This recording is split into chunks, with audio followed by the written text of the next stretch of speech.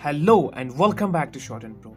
This is the second class of Shorthand. Today I'm going to teach you 4 necessary topics. The first is exercise number 1. We are going to practice the exercise number 1. The second topic I'm going to cover is how do we write a stroke.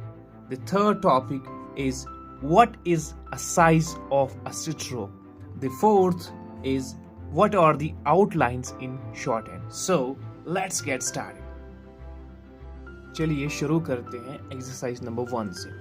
इसमें आपको practice करनी पड़ेगी, pages लिखने पड़ेंगे. जैसे मैं आपको सिखाऊंगा आपको इसी तरीके से इनके पेजेस लिखने पड़ेंगे. पहले हमारा स्टार्ट होता है पी एंड बी से स्ट्रोक, ठीक है.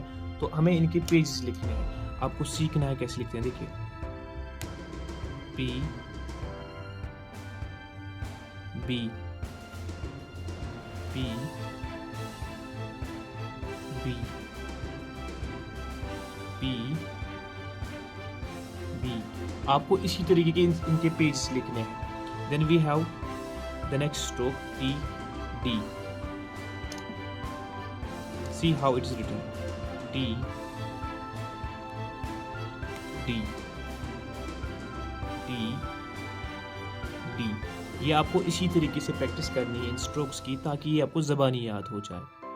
T D. जब तक आप इनके पेजेस नहीं लिखोगे तब तक ये याद नहीं होगा. T D. Then we have ch and J. Ch J ch J ch J. Then we have K and G. K G K G K and G. Then we have F V. See how it is written. F V F V F V. फिर हमारे पास next strokes आते हैं इथ and the.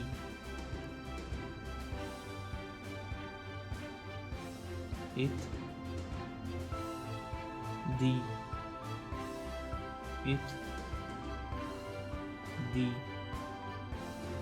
इथ दी. ये मैंने आपको सिखाया है. पहला स्ट्रोक हमारा थिन होता है, दूसरा थिक होता है. फिर हमारा नेक्स्ट स्ट्रोक है एस एंड जी. एस हमारा थिन है, एस. जी हमारा थिक है, सॉरी.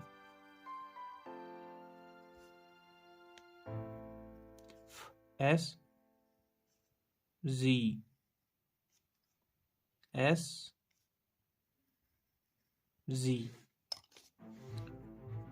फिर हमारे पास नेक्स्ट स्ट्रोक आते हैं श एंड ज, जिसमें श थिन है, जो मैंने आपको पहले वीडियो में सिखाया है. श ज थिक है. हमें ओवरराइड स्ट्रोक्स को नहीं करना है, हमें बस इंप्रेशन डालना है स्ट्रोक्स, थिक स्ट्रोक लिखने के टाइम. श ज.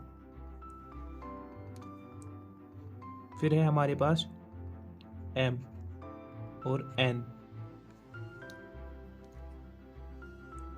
M N M N M N. फिर आता है हमारा एन जी, जिसको हम इंग पढ़ते हैं. वो थिक लिखना है हमें, ठीक है. जो मैंने वीडियो में सिखाया आपको, जिस तरीके से सिखाया, इंग इंग इंग इंग. आपको इसी तरीके से इनके पेज लिखने हैं. अगर आप अलग अलग लिखोगे वो ज़्यादा बेहतर होगा. फिर हमारे पास आता है एल, ठीक है. और आता है आर, डाउनवर्ड आर.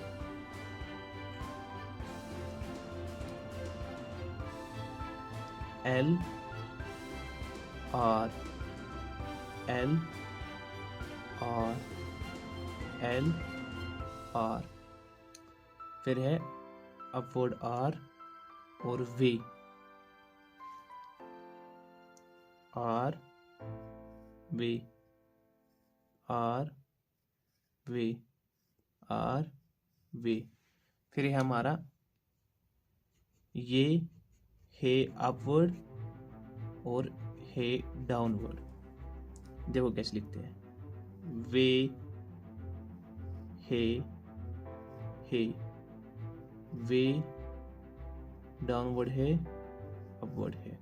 इनको आपकी प्रैक्टिस करनी है, आपको इनके पेज से लिखने हैं। जब तक आपको ये याद ज़बानी नहीं होते हैं तब तक आप शॉर्ट हैंड नहीं सीखेंगे। ये एक्सरसाइज नंबर 1 आपके शॉर्ट हैंड बुक में भी दिया गया है, आप वहां से भी कॉपी कर सकते हैं। Let's move on to the second topic, how do we write a stroke. हम स्ट्रोक्स कैसे लिखें। तो फोकस करिए, मैंने यहाँ पे 2 सिंबल्स बनाए हैं, सिंबल ए, सिंबल बी। यहाँ पे मैं एक पॉइंट लेता हूँ, 2 पॉइंट्स लेता हूँ, एक यहाँ पे, एक यहाँ पे। सिंबल ए में मैंने एक पॉइंट लिया, सिंबल बी में मैंने दूसरा पॉइंट लिया। इस पॉइंट से हमें स्टार्ट करना है लेफ्ट साइड के 70 डिग्री एंगल, लेकिन टॉप से। सो वो बनता है हमारा यहां से।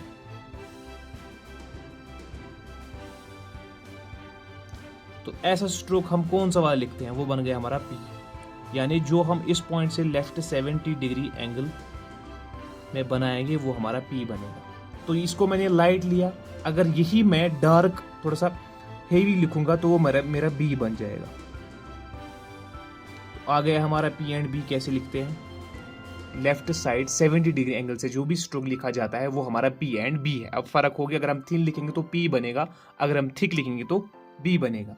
देन अगर हम इसी पॉइंट के टॉप से स्ट्रेट 90 डिग्री एंगल बनाएंगे, स्ट्रेट लाइन बनाएंगे, तो वो हमारा कौन सा स्ट्रोक बनेगा। ऐसा कौन सा स्ट्रोक लिखते हैं हम, टी। ये हमारा 90 डिग्री। यही अगर मैं इसको थिक लिखूंगा यहां से पॉइंट बी में, तो वो हमारा डी बनेगा। हो गए हमारे 4 स्ट्रोक्स क्लियर। उसके बाद अगर इस पॉइंट पे मैं लेफ्ट राइट साइड के 70 डिग्री एंगल लिखूंगा, यानी यहां से वो बनेगा हमारा, तो वो हमारा जे बन जाएगा। सेम अगर मैं पॉइंट सिंबल बी पे इसको थिक लिखूंगा तो वो हमारा जे बन जाएगा, बन गया जे। सेम अगर इस पॉइंट से मैं लेफ्ट टू राइट बनाऊंगा यहां से यहां तक, तो वो हमारा के बन गया। अगर यहां पे हम इसको थिक लिखेंगे तो वो हमारा गे बन जाएगा। हो गए हमारे स्ट्रेट स्ट्रोक्स क्लियर। आया समझ आपको। पी को हमें लेफ्ट साइड 70 डिग्री एंगल बनाना है, पी एंड बी को। टी को हमें 90 डिग्री एंगल बनाना है। सेम चे को हमें राइट साइड के 70 डिग्री एंगल में बनाना है, और के तो लेफ्ट टू राइट ही है, हॉरिजॉन्टल वाला। उसके बाद हम सीखेंगे कर्व स्ट्रोक्स कैसे लिखते हैं। मैंने एग्जैक्टली यहाँ पे 2 सिंबल्स बनाए, symbol C, symbol D. Symbol C में मैंने एक प्लस बनाया है और क्रॉस का साइन बनाया है। इसी तरह डी में मैंने प्लस साइन बनाया है और क्रॉस साइन बनाया है। तो हम सीखेंगे पहले सी में। उसके बाद हमारा जो कर्व स्ट्रोक आता है वो कौन सा आता है, एफ। यहाँ से हम स्टार्ट करेंगे यहाँ तक, तो वो बन गया हमारा एफ स्ट्रोक। इसी तरह अगर हम यहाँ पे इसको थोड़ा सा मोटा लिखेंगे तो वो बन गया हमारा वी स्ट्रोक। ये बन गया एफ, ये बन गया वी। यहां पे अगर हम क्रॉस में इसको ज्वाइन करें यहां से लेके यहां तक, तो वो हमारा बन गया इथ। इसमें अगर हम इसको मोटा लिखेंगे तो वो बन गया हमारा डी। फिर हमारा कौन स्ट्रोक है, एस और जी आता है हमारा। फिर यहां पे हमें करना है क्रॉस को ज्वाइन यहां से लेके यहां तक, वो बन गया एस। अगर इसको मोटा लिखेंगे यहां से यहां तक, वो बन गया हमारा जी। फिर इस प्लस में अगर हम यहां से इस पॉइंट से यहां तक ज्वाइन करेंगे, वो बन गया हमारा शे, श। यहां पे अगर हम इसको मोटा लिखेंगे यहां से लेके यहां तक, तो वो बन गया हमारा ज। फिर हमारा आता है एम और एन, तो वो हमें यहाँ क्रॉस को ज्वाइन करना है, एम बन गया यहां से एम। यहां से नीचे अगर यहां से यहां तक लिखेंगे तो वो बन गया एन। सेम अगर यहाँ पे इसको हम मोटा लिखेंगे तो वो बन गया हमारा एन जी। तो ये थे हमारे कर्व्ड स्ट्रोक्स। और रह जाता है फिर हमारा एल, वो यहां से यहां जोड़ लो, बन गया L। फिर यहाँ से आप अगर उसको यहाँ तक जोड़ोगे तो वो बन गया हमारा डाउनवर्ड R। तो ये हमारे सारे कर्व स्ट्रोक्स हो गए कंप्लीट। आपने सीखा कैसे हम स्ट्रोक्स लिखते हैं, किस एंगल में लिखते हैं, ये मैंने आपको सिंबल बना के दी, आप इसी तरह इनको प्रैक्टिस करोगे। Then we must know what is the size of a stroke. The size of a stroke in shorthand is always written as 1/6 of an inch.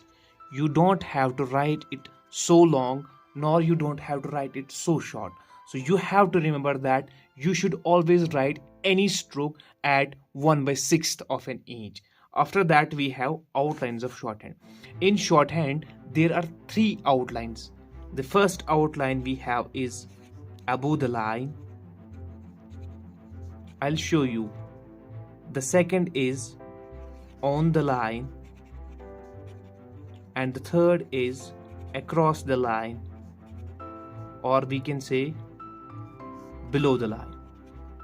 ठीक है, मैं आपको सिखाऊंगा अबोव द लाइन कौन सी आउटलाइन होती है, ऑन द लाइन और across the line कौन सी आउटलाइन होती है। मान लीजिए अगर हमें पी स्ट्रोक लिखना होगा तो यहाँ से अगर ये जो आप ये लाइन वाली बीच वाली लाइन देख रहे हो नोटपैड पे, इसके ऊपर वाला हिस्सा जो है वो हमारा अबोव द लाइन है। तो मैंने जो पी लिखा, ये पी स्ट्रोक मैंने अबोव द लाइन लिखा। यही पी स्ट्रोक अगर मैं इस लाइन पे कनेक्ट करूंगा तो वो मेरा ऑन द लाइन बन जाएगा। ठीक है, अगर यही स्ट्रोक मैं इनको इस लाइन को इंटरसेक्ट करके लिखूंगा यहां से लेके यहां तक, तो वो मेरा अक्रॉस द लाइन आउटलाइन बनती है। आया समझ आपको? अबोव द लाइन क्या है, on the line and across the line. These were the topics we covered today, so you need to practice these topics, and after that wait for my next video.